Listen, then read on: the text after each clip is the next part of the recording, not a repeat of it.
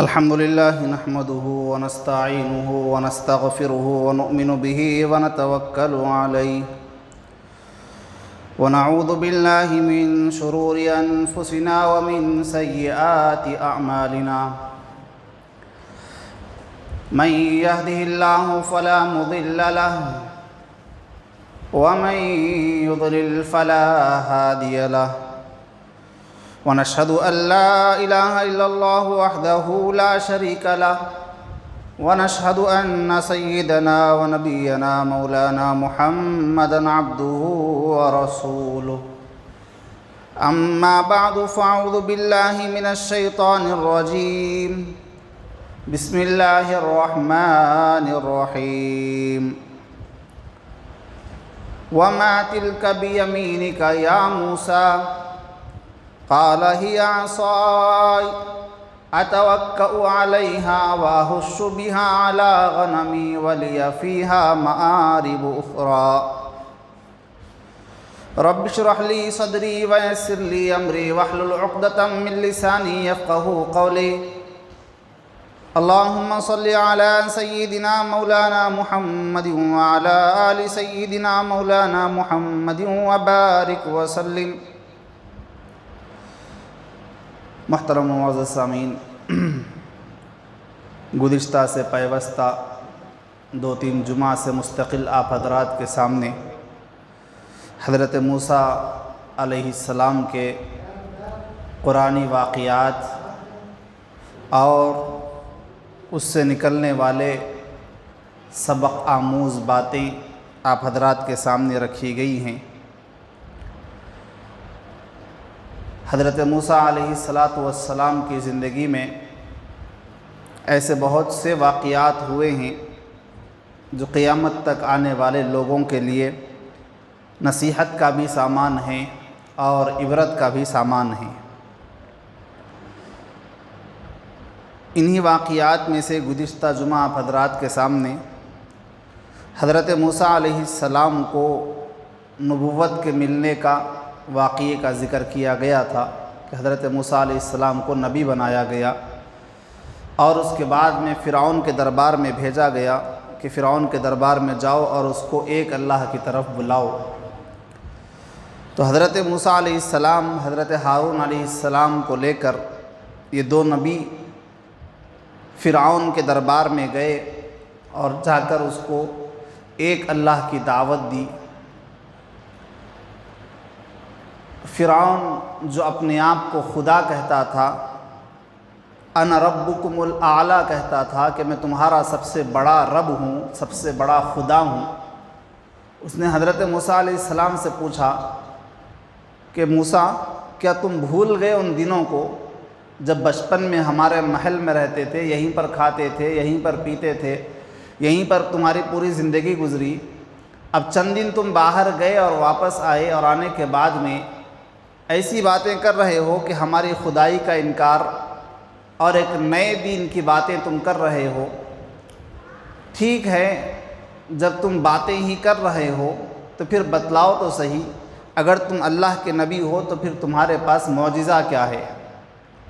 نبیوں کو اللہ رب العزت نے جو معجزات دیے ہیں یہ ان لوگوں کے واسطے ہیں جو نبیوں کو مانا نہیں کرتے تھے، نبیوں کا انکار کرتے تھے. ان لوگوں کے واسطے اللہ رب العزت نے معجزات بھیجے نبیوں کے ساتھ میں، تاکہ کم از کم معجزات کو دیکھ کر تو سمجھ سکیں کہ یہ اللہ کے بھیجے ہوئے پیغامبر ہیں اور اللہ کے بھیجے ہوئے نبی ہیں. تو حضرت موسیٰ علیہ السلام نے کہا کہ ہاں، اللہ نے مجھے بھی معجزہ دیا ہے. اور معجزے کے طور پر حضرت موسیٰ علیہ السلام نے وہ دو معجزے دکھلائے جس کا ذکر گزشتہ جمعہ کیا گیا. ایک تو وہ عصا جو آپ کے ہاتھ میں تھا، سانپ بن جایا کرتا تھا، اور دوسرا حضرت موسیٰ علیہ السلام کا ہاتھ جو انہوں نے اپنے بغل میں رکھ کر نکالا تو ایسی روشنی ہو گئی گویا کہ دوپہر کا اجالا ہے. جب یہ دو معجزات کو حضرت موسیٰ علیہ السلام نے بتلایا تو فرعون نے کہا کہ موسیٰ یہ کیا لے کر آئے ہو؟ یہ تو جادو ہے، یہ تو جادو ہے، اور ہمارے پاس بڑے بڑے جادوگر موجود ہیں. تم چھوٹا سا ایک جادو سیکھ کر آئے اور آ کر یہ سمجھتے ہو کہ اپنے آپ کو نبی کہو گے اور ہم تمہاری بات مان لیں. تو موسیٰ علیہ السلام نے کہا کہ موسیٰ، فرعون یہ جادو نہیں ہے، یہ فرعون یہ جادو نہیں ہے. تو فرعون نے کہا کہ اچھا ٹھیک ہے، درباریوں سے مشورہ کیا کہ کیا کیا جائے، تو درباریوں نے کہا کہ آپ پریشان نہ ہوں، ہم اس کا کوئی انتظام کرتے ہیں، اور انتظام یہ ہوگا کہ ہم پورے ملک سے جو بڑے بڑے جادوگر ہیں ان جادوگروں کو بلائیں گے اور بلا کر موسیٰ علیہ السلام سے ان کا مقابلہ کروائیں گے۔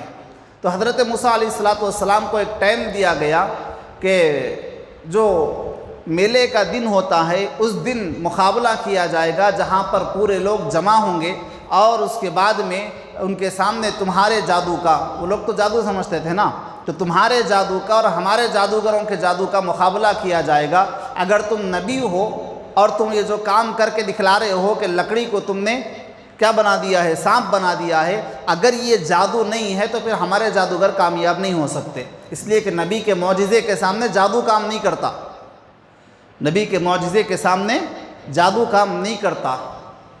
قرآن بھی نبی کا ایک معجزہ ہے، اس کے سامنے بھی جادو کام نہیں کرتا۔ ہم اپنے گھروں میں قرآن کو پڑھیں، کوئی جادو کام نہیں کرے گا۔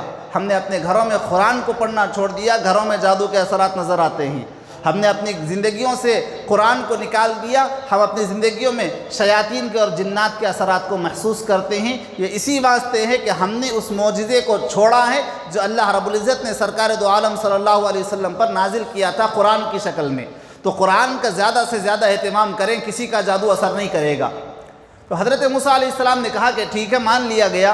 اس کے بعد میں جو میلے کا دن تھا، پورے جادوگر بھی جمع ہوئے، حضرت موسیٰ علیہ السلام بھی آئے۔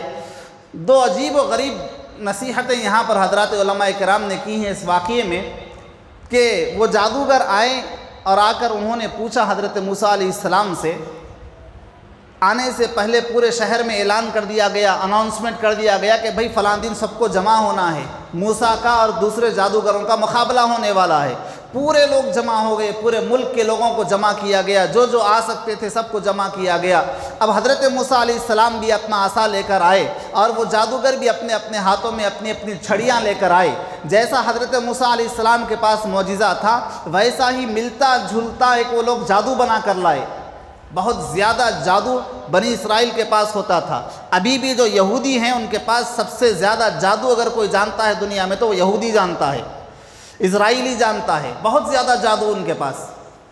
تو حضرت موسیٰ علیہ السلام کے سامنے آئے جادوگر، اور اپنے ہاتھ میں ان لوگوں نے بھی اپنے اپنے ہاتھوں میں لکڑیاں پکڑی ہوئی تھی۔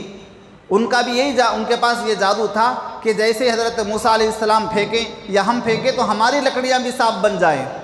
ایسا جادو بنا کر ان لوگوں نے لایا۔ جب مقابلے کے لیے سامنے کھڑا کیا گیا تو انہوں نے حضرت موسیٰ علیہ السلام سے پوچھا کہ اے موسیٰ، پہلے آپ پھینکیں گے یا پہلے ہم پھینکیں؟ یہ چیز کو یاد رکھیں۔ سوال کیا کہ موسیٰ پہلے آپ پھینکیں یا پھر ہم پھینکیں، پہلے آپ بتائیں گے یا ہم بتائیں؟ تو حضرت موسیٰ علیہ السلام نے کہا کہ پہلے تم بتاؤ۔ تو ان لوگوں نے اپنا جادو بتلایا، اپنی لکڑیاں زمین پر پھینکی تو چھوٹے چھوٹے سانپ بن کر پھر جو ہے نا پورے میدان میں پھرنے لگے۔ حضرت موسیٰ علیہ السلام سے فرعون نے کہا کہ فرعون اب تم بتاؤ اپنا کرتب۔ معجزہ تھا لیکن وہ کرتب کہہ رہا ہے۔ کہا کہ موسیٰ اب تم اپنا کرتب بتلاؤ۔ حضرت موسیٰ علیہ السلام نے اپنا معجزہ بتلایا، عصا کو زمین پر ڈالا، وہ سانپ اتنا بڑا اژدہا کہ اس لکڑی سے، چھوٹی سی اس لکڑی سے نکلا، اور جتنے جادوگروں کے سانپ تھے پورے سانپوں کو نگل گیا، اور اس کے بعد میں اپنے منہ کو اس طریقے سے بڑا کر کے فرعون کے محل کو نگلنے کے واسطے گیا۔ حضرت موسیٰ علیہ السلام نے جیسے ہی پھر اس کی دم کو پکڑا، وہ پھر واپس لکڑی کی طرح بن گیا۔ جیسے ہی جادوگروں نے یہ دیکھا تو کہا کہ یہ جادو تو نہیں ہو سکتا، ہم جادوگر ہیں، ہم جانتے ہیں کہ جادو کیا چیز ہوتی ہے، خدا کی قسم یہ جادو نہیں ہو سکتا۔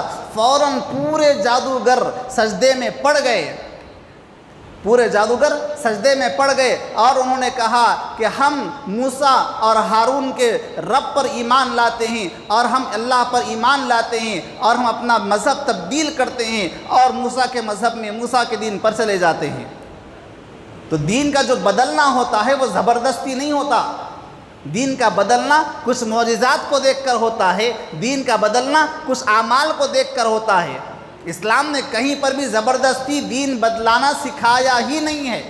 یہ اسلام کی سچائی ہے کہ اگر کوئی آدمی زبردستی کسی اور کو اسلام میں کھینچتا ہے تو اسلام بھی اس کو قبول نہیں کرتا۔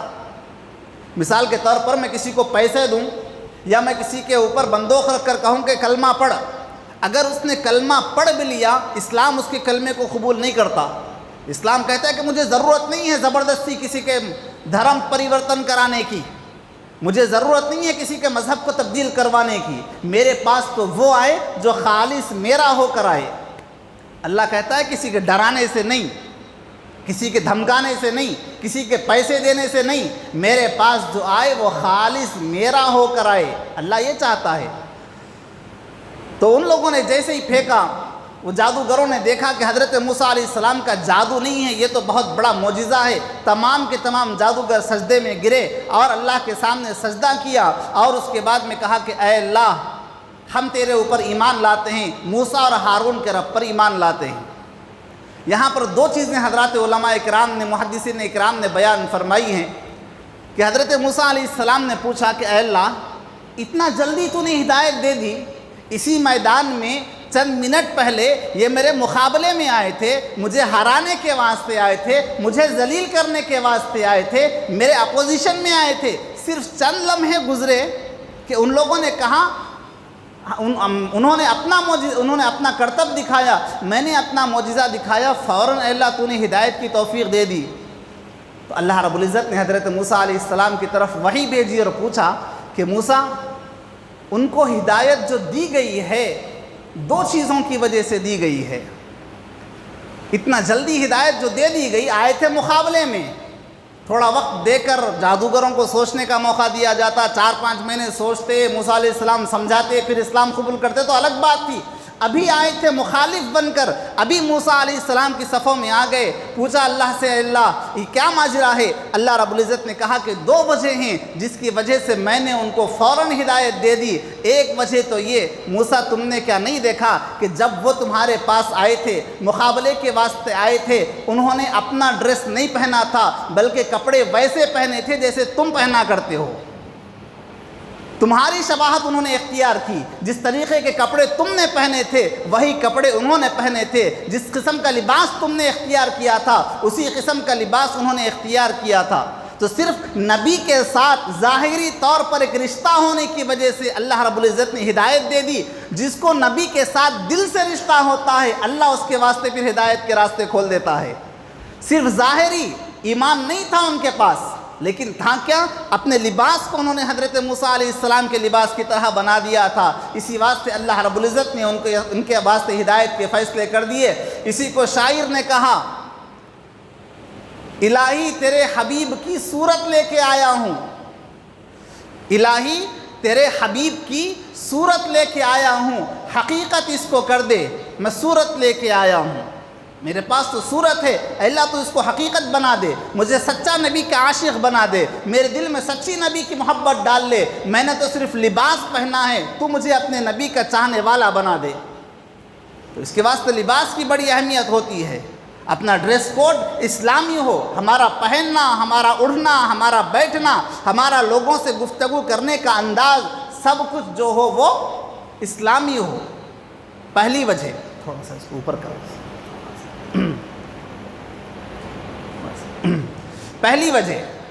دوسری وجہ یہ بھی بڑی اہم ہے ہر ایک کو سننے کے واسطے، لیکن خاص طور پر ہمارے بچوں کو اور ہمارے نوجوانوں کو سننے کی ہے، وہ یہ ہے جس کی آج بہت زیادہ کمی ہے، اور وہ عادت جو حضرت ان جادوگروں کے اندر اللہ رب العزت نے دیکھی اور جس کی وجہ سے ہدایت ملی، بہت اہم چیز، بہت اہم عادت اور بہت اہم خصلت ہے جو آج ہماری زندگیوں سے نکلتی چلی جا رہی ہے۔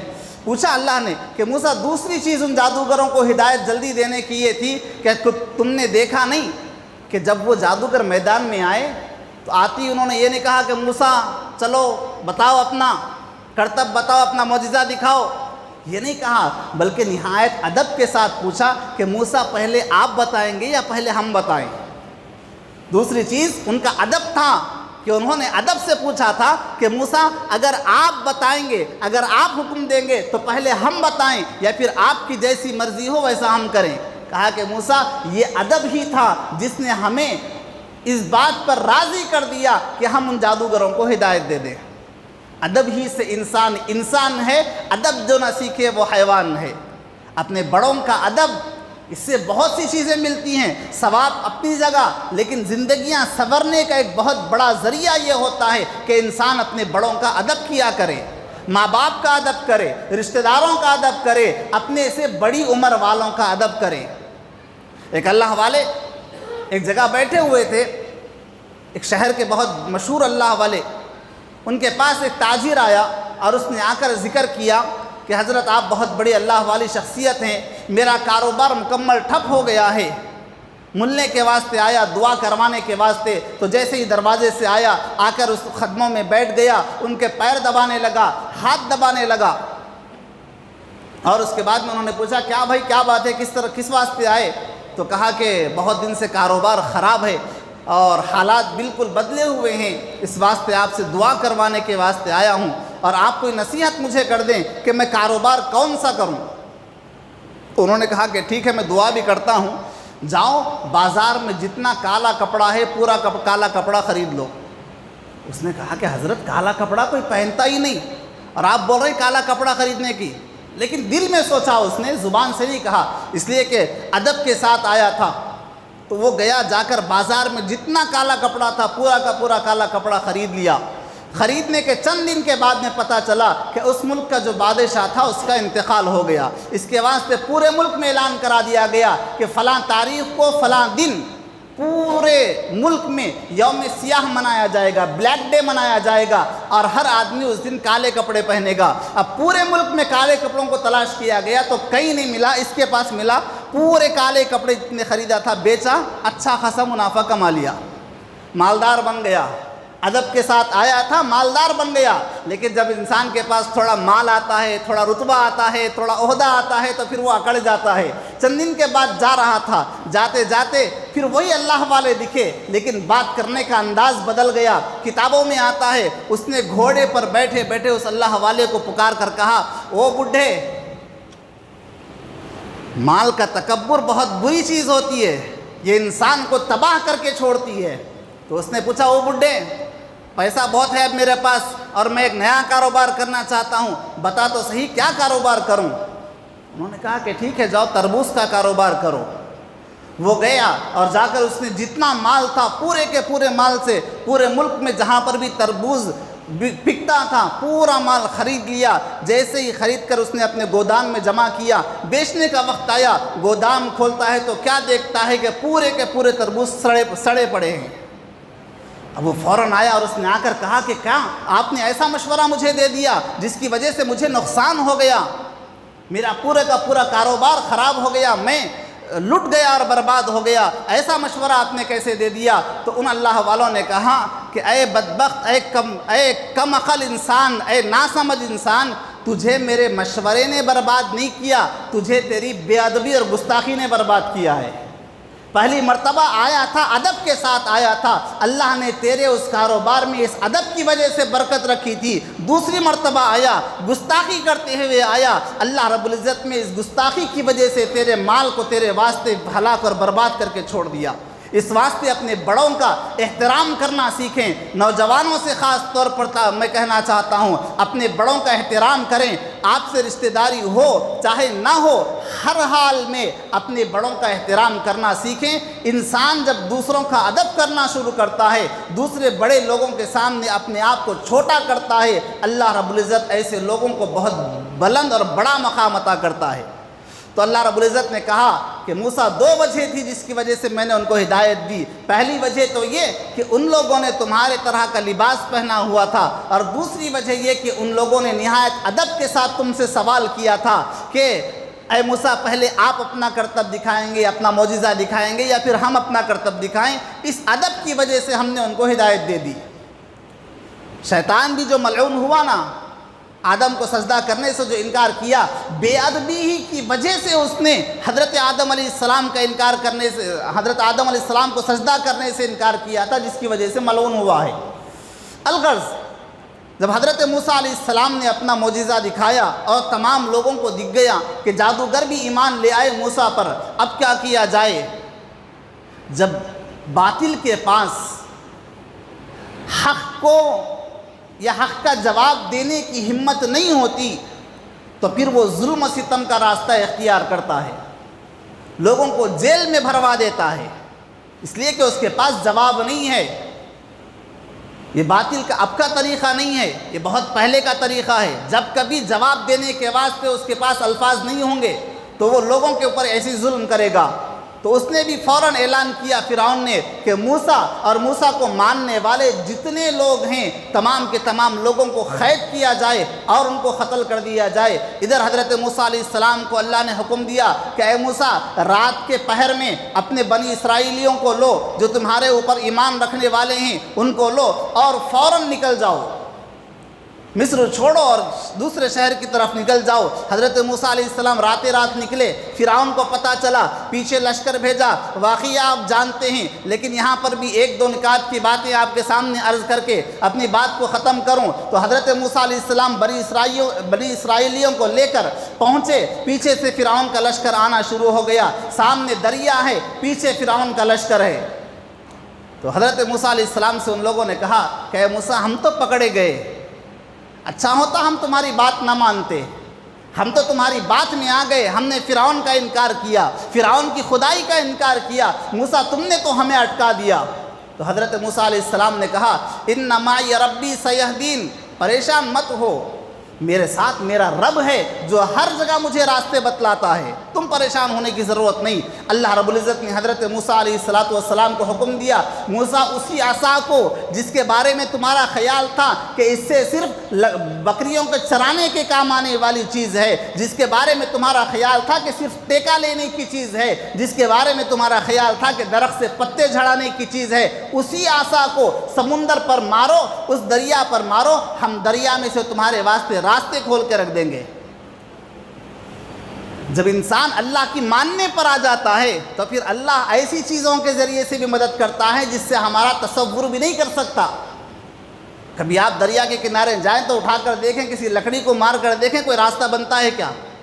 نہیں بنتا راستہ۔ لکڑی کا کام راستے بنانا نہیں ہے، لیکن جب بندہ اللہ کی ماننے پر آ جاتا ہے تو پھر اللہ لکڑیوں کے ذریعے سے بھی سمندر میں راستے پیدا کر دیتا ہے۔ اللہ کی ماننے پر آنا ہے، جب بندہ اللہ کی ماننے پر آتا ہے تو اس قسم کے راستے کھولتا ہے۔ اس پر ایک واقعہ آپ حضرات کو سنا کر اپنی بات کو ختم کروں کہ اللہ رب العزت اپنے ماننے والے بندوں کے ساتھ کیسے معاملات کرتا ہے۔ کہ غذاؤں کا دینے والا اللہ، مال کا دینے والا اللہ، عمر کا دینے والا اللہ، شفا کا دینے والا اللہ، بیماری کا دینے والا اللہ، مصیبتوں کا دینے والا اللہ، مصیبتوں کو دور کرنے والا اللہ۔ ایک ڈاکو کرد نامی ایک قبیلہ ہے، اس زمانے میں ہوا کرتا تھا، اس کا ایک مشہور ڈاکو تھا۔ وہ ڈاکو ایک مرتبہ جاتے جاتے ایک جگہ پر رکا، کتابوں میں واقعہ آتا ہے، کرد قبیلے کا نام ہے، اس قبیلے کے رہنے والوں کو کردی کہتے ہیں، جیسے کہ محبوب نگر میں رہنے والے کو محبوب نگری بولتے ہیں، حیدرآباد کے رہنے والے کو حیدرآبادی بولتے ہیں۔ تو اسی طریقے سے کرد کا رہنے والا وہ ڈاکو تھا۔ ایک مرتبہ ڈاکہ ڈالنے کے واسطے جا رہا ہے، ایک جگہ وہ رک گیا تو اس نے دیکھا کہ ایک چڑیا آتی ہے اور کھجور کے درخت سے جو کھجور نیچے گرا ہوا ہے اس کھجور کو اٹھاتی ہے اور ایک درخت میں لے جا کر ڈال کر واپس آ جاتی ہے۔ یہ ڈاکو کہتا ہے کہ مجھے خیال ہوا کہ آخر یہ چڑیا اس کھجور کو لے جا کر کیا کرتی ہوگی، میں دیکھوں تو صحیح آخر یہ چڑیا اس کھجور کو لے جا کر کیا کرتی ہے۔ تو وہ ڈاکو چڑھا اس درخت پر جہاں پر چڑیا نے لے جا کر کھجور کو ڈالا تھا۔ ڈاکو کہتا ہے کہ میں نے دیکھا کہ وہاں پر اس درخت کے تنے کے اندر ایک سانپ ہے جو اندھا پڑا ہوا ہے، جس کے پاس چلنے کی طاقت نہیں ہے۔ اللہ رب العزت نے ایک چڑیا کے ذریعے سے اس کی غذا کا انتظام کروایا ہے، چڑیا کے ذریعے سے اس کی غذا کا انتظام کروایا ہے۔ اب آپ پوچھیں گے سانپ کھجور کھاتا کیا؟ تو کھانے والے بھی سانپ ہوتے ہیں، سیتافل بھی کھاتے ہیں سانپ، تو اس کی غذا کا انتظام اللہ رب العزت نے کروایا۔ ایک چڑیا آتی، اس کھجور کو لیتی اور لے جا کر اس سانپ کو کھلا کر آتی۔ تو اس ڈاکو کے دل میں خیال آیا کہ جب اللہ ایک اندھے سانپ کو جس کی کوئی حیثیت نہیں ہے اللہ اس کے رزق کا انتظام کر سکتا ہے، تو پھر اللہ میرے رزق کا انتظام کیوں نہیں کر سکتا؟ میں کیوں لوگوں کے مال کو لوٹ کر اپنا پیٹ بھروں؟ میں کیوں لوگوں کے گھروں پہ ڈاکے ڈال کر اپنا پیٹ بھروں؟ میرا اللہ مجھے کھلائے گا۔ اس واسطے اس نے فوراً وہیں پر توبہ کی، لوٹا ہوا جتنا مال تھا سب کو دے دیا، سب کے درمیان میں تقسیم کر دیا، درخت کے پتے لے کر اپنی شرمگاہ کو چھپایا، نکل گیا۔ 2 دن گزر گئے، 3 دن گزر گئے، بھوک اور پیاس کی وجہ سے جو اللہ کی مانتا ہے اللہ اس کے واسطے راستے کیسے کھولتا ہے۔ آپ دیکھیں اب 3 دن گزر گئے، ایک گاؤں میں پہنچا وہ ڈاکو، پورے قافلے کے ساتھ، پورے ساتھ میں رہنے والوں نے توبہ کی۔ ایک گاؤں میں پہنچا، جیسے ہی پہنچا کتاب میں لکھا ہے ایک بوڑھی آئی اور آ کر اس ڈاکو کا نام پوچھنے لگی۔ لوگوں نے پوچھا کہ کیوں پوچھتی ہے؟ تو اس نے کہا کہ بتاؤ تو صحیح کہ وہ ڈاکو کہاں ہے۔ اس کے سامنے لایا گیا، اس عورت نے اپنی تھیلی کھولی، اس کے اندر سے کھانا نکالا، اس کے اندر سے کپڑے نکالے، اس ڈاکو کو پہنائے۔ لوگ بڑے پریشان، کل تک یہ لوگوں کے گھروں میں جا کر لوٹتا تھا، لوگ اپنے مال کو چھپا لیتے تھے، آج یہ بڑھیا آتی ہے، نام پوچھتی ہے، اس کے بعد میں اس کو کپڑے دیتی ہے، آخر کیا بات ہے؟ لوگوں نے پوچھا تو بڑھیا نے کہا 3 دن پہلے میرے بیٹے کا انتقال ہو گیا تھا، اسی بیٹے کے یہ کپڑے ہیں۔ تو کہا کہ ٹھیک ہے کسی اور کو دے دیتی، اس کو دینے کی وجہ کیا تھی؟ اس ڈاکو کو تو نے کیوں دیا؟ تو اس بڑھیا نے کہا میرے بیٹے کا انتقال جس دن سے ہوا ہے اس دن سے میرے نبی جناب محمد رسول اللہ صلی اللہ علیہ وسلم کی خواب میں زیارت ہوتی ہے، اور آپ فرماتے ہیں کہ ایک کردی ڈاکو ادھر سے گزرے گا، اپنے بیٹے کے کپڑے لے جا کر اس ڈاکو کے حوالے کر دینا۔ جو اب تک گھروں کو لوٹا کرتا تھا، توبہ کی، اللہ کی ماننے پر آیا، اللہ نے اس کے واسطے رزق کے دروازے کھول دیے، اللہ نے اس کے واسطے غلط طریقے سے آنے والے جو ہے نا مال کو اللہ نے روکا، اور صحیح طریقے سے اللہ رب العزت نے اس کے پاس مال بھیجا۔ تو جو اللہ کی مان کر چلتا ہے اللہ اس کے واسطے راستے کھولتا ہے۔ حضرت موسیٰ علیہ السلام نے عصا مارا، اس سمندر میں، اس دریا میں اللہ رب العزت نے راستے کھولے، ایسے راستے 12 قبیلے تھے، 12 خاندان قبیلے تھے، تو 12 قبیلوں کے واسطے 12 راستے اللہ رب العزت نے کھولے۔ دریا بڑا لمبا، کہیں بیچ میں کوئی ہیبت نہ ہو، خوف نہ ہو، ایک دم اندر گلی اگر بہت زیادہ لمبی ہو تو آدمی تھوڑی دور جا کر ڈر کر واپس آ جاتا ہے۔ لمبا پائپ لائن ہے، پائپ میں اگر کسی کو گھساؤ تو زیادہ دور نہیں جا سکتا، تو اللہ رب العزت نے انتظام یہ کیا، بڑی لمبی گلی ہے، دونوں طرف سے پانی اس طریقے سے کھڑا ہوا ہے۔ اللہ نے کہا کہ کہیں خوف نہ آ جائے، اس کے واسطے اللہ رب العزت نے اسی پانی کے درمیان میں پھر کھڑکیاں بھی کھول کر رکھی تھی۔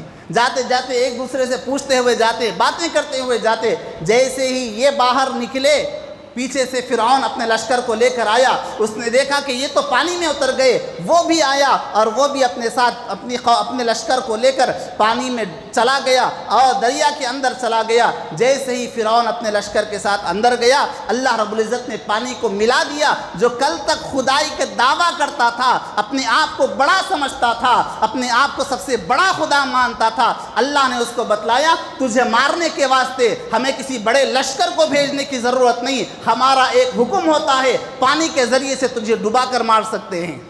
اپنے آپ کو سب سے بڑا ماننے والا، اپنے آپ کو سپر پاور ماننے والا، اپنے آپ کو یہ سمجھنے والا کہ مجھے کوئی پوچھنے والا نہیں، میں لوگوں کو جیل میں ڈال دوں، میں لوگوں کو ہلاک کر دوں، میں لوگوں کو برباد کر دوں، مجھے کوئی پوچھنے والا نہیں۔ اللہ نے ایسے لوگوں کے واسطے کہا کہ بھولو مت، تمہارے اوپر تمہارا خدا بھی ہے جو تم کو پانی میں ڈبو کر مارنا بھی جانتا ہے، مچھروں کے لنگڑے مچھروں کے ذریعے سے بھی مارنا چاہتا ہے، مارنا جانتا ہے، وہ خدا اوپر بیٹھا ہوا ہے، اس خدا کو نہ بھولو۔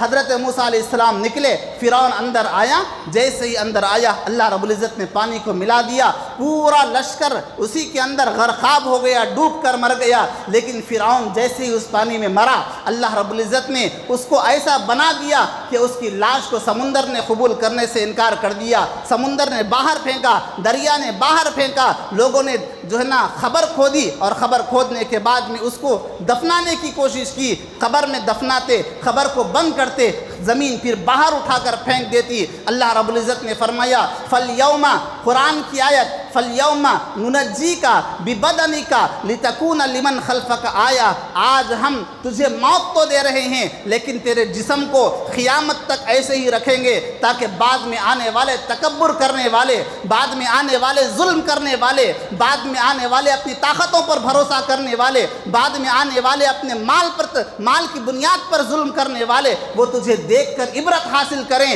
کہ تو چاہے جتنا بڑا بن جائے، فرعون سے بڑا نہیں بن سکتا تھا، لیکن فرعون کی حالت ہم نے یہ کی کہ ہم نے اس کو پانی میں ڈبو کر مار دیا۔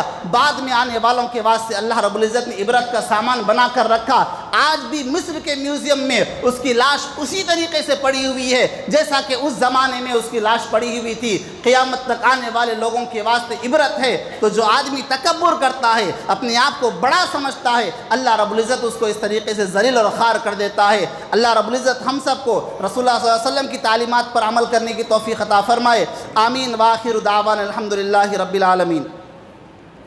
ایک اعلان ہے، سماعت فرمائیں۔